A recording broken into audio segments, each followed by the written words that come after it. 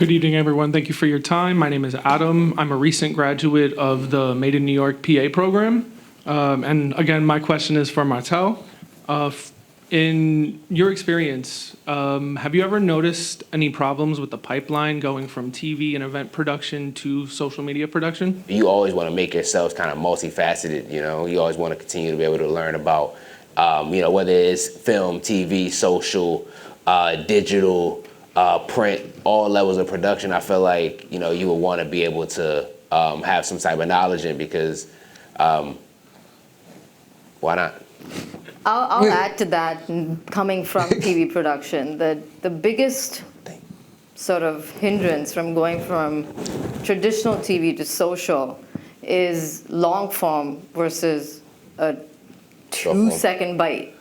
And when you have to take a 30-minute story and convert that into a 2-second bite, because that's all people are doing these days is just swiping and watching a quick TikTok video, that is the challenge. How do you tell a story that requires all of that time in a TikTok story? And I think that pipeline, it took a while for us to sort of find that balance on what is the crux of that story and how can you sort of change it to become a TikTok video. And obviously, very, very talented social teams, they guide us. And we often butt heads and we're always disagreeing.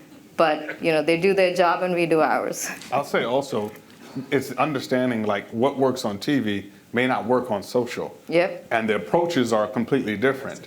What Stephen A. and I may agree on will work on TV is going to be very different for what he'll do on social. Yep. And even the teams behind it have a different approach. Now, you may see somebody take a clip from TV and because they feel it'll go viral, they'll put it there, but the approaches are different and you have to attack it from that way. It's to the point, is the hook for somebody to watch this video, is it strong enough? Does it make enough sense? Will it stop the scroll? And then continuing that, like, are they going to be consistent and stay with it? Is the content strong enough for them to retain, and because retention is incredibly important, are they going to stay the full length of the video?